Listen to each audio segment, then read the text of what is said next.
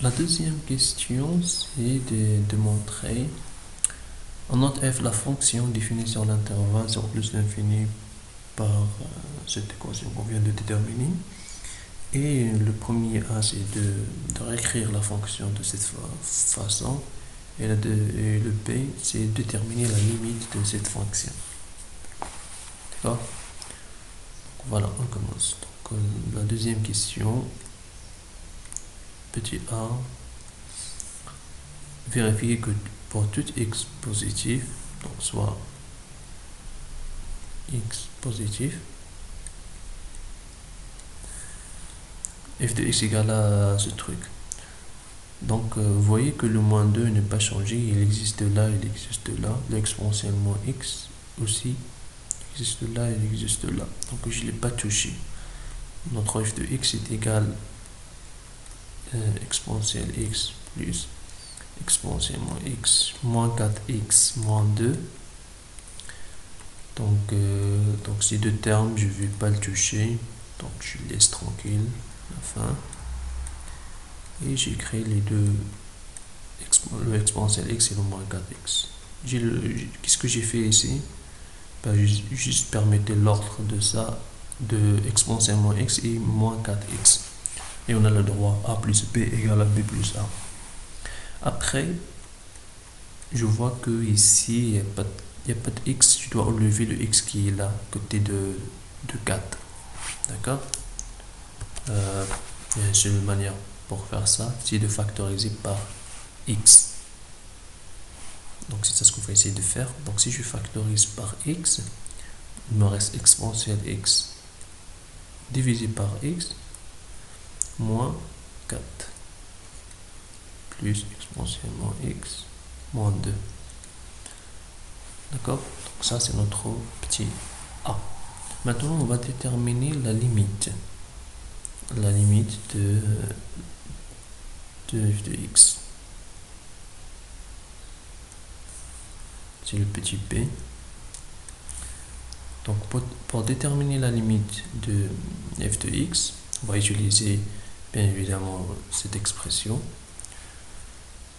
Et la limite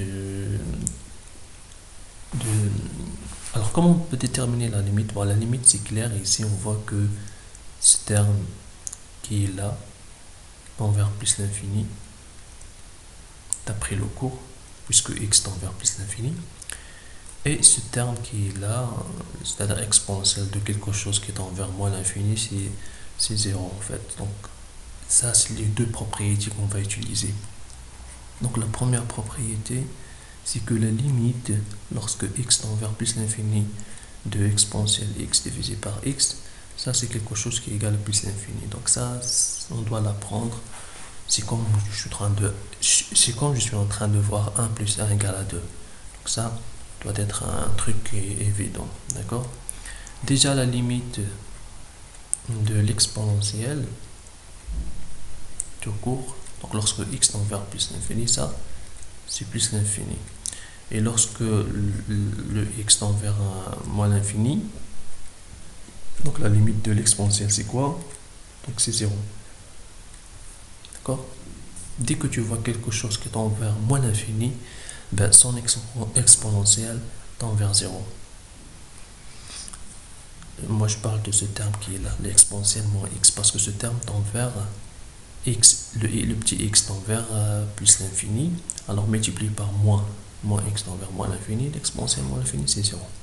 On peut voir ça comme ça, ou bien on peut dire que voilà la limite de l'exponentielle moins x, c'est rien que la limite de 1 divisé par l'exponentielle x.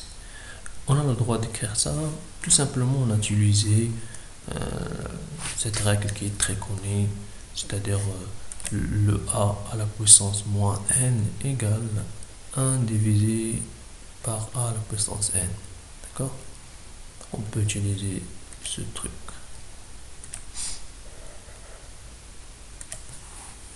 Et après, on sait que l'exponentielle x tend vers plus l'infini, d'après cette propriété. Et 1 divisé par plus l'infini tend vers 0. Donc c'est un 0. Donc la limite ici, 1 divisé par plus l'infini, c'est 0. D'accord? Voilà. Donc d'après tous ces trucs, on peut dire que la limite de f de x,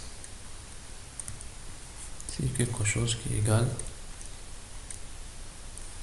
0. Non, plus l'infini, désolé, puisque le moins 2 tend vers moins 2, puisque c'est une constante. L'exponentielle moins x tend vers 0. Celui-là tend vers plus l'infini avec le moins 4, donc tend vers toujours plus l'infini. Et plus l'infini multiplié par plus l'infini, donc c'est plus l'infini. Donc notre limite, c'est plus l'infini.